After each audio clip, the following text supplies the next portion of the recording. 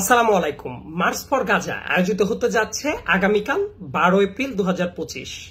ঢাকার মোট 5টা পয়েন্ট থেকে সবাই একযোগে রওনা দিবে সহরাওয়ার্দী উদ্যানের দিকে এবং সহরাওয়ার্দী উদ্যানে গিয়ে বিকেল 3টায় সবাই একত্রিত হবে। এই মার্চ ফর গাজা আয়োজন করতে যাচ্ছে প্যালেস্টাইন সলিডারিটি মুভমেন্ট বাংলাদেশ এবং তাদের আহ্বানে সাড়া দিয়ে আমিও সেই জায়গাতে যুক্ত থাকবো ইনশাআল্লাহ। এবং আপনারা যারা যুক্ত থাকবেন তাদের অনেকের সাথেই ইনশাল্লাহ দেখা হবে আগামীকাল। যে 5টা পয়েন্ট থেকে এই মার্চটা শুরু হবে, মোট 5টা পয়েন্ট আছে বাংলা মোটর, কাকরাইল মোড়, গুলিস্তান 0 পয়েন্ট, তারপরে আরেকটা আছে বক্সিবাজার মোড়, নীলক্ষেত মোড়। এই কয়েকটা জায়গা থেকে দুপুরের পরেই মানুষ সমবেত হয়ে 3টার ভেতরে সহরাওয়ার্দী উদ্যানে সবাই প্রবেশ করবে। তারপর সেই জায়গাতে সবাই একত্রিতভাবে তাদের দিকে মোনাজাত করা এবং সামনের দিনে কি কাজ হতে পারে না হতে পারে সেইগুলা নিয়ে কিছু দিক নির্দেশনাও থাকতে পারে।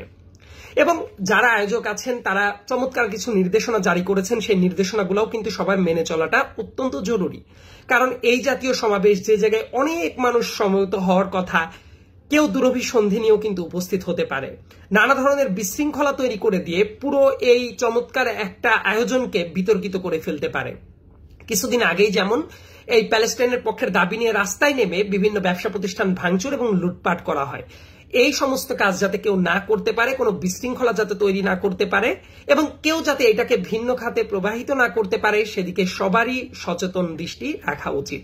একই সাথে যে ধরনের নির্দেশনা দেয়া আছে, যেমন বাংলাদেশ এবং প্যালেস্টাইনের ফ্ল্যাগ ছাড়া অন্য কোনো ফ্ল্যাগ বা কোনো কিছু যাতে ক্যারি না করা হয়, যেহেতু প্রত্যেকটা রাজনৈতিক দলের যারা আছেন, অরাজনৈতিক ব্যক্তিবর্গ যারা আছেন, সমাজের বিভিন্ন ব্যক্তিরা যারা আছেন, প্রত্যেকেই অংশগ্রহণ করবেন। কোনো দলীয় ব্যানার বা কোনো কিছু ক্যারি করতে নিষেধ করা হয়েছে, যাতে করে এটা সার্বজনীন একটা সলিডারিটি ক্যাম্পেইনই থাকে।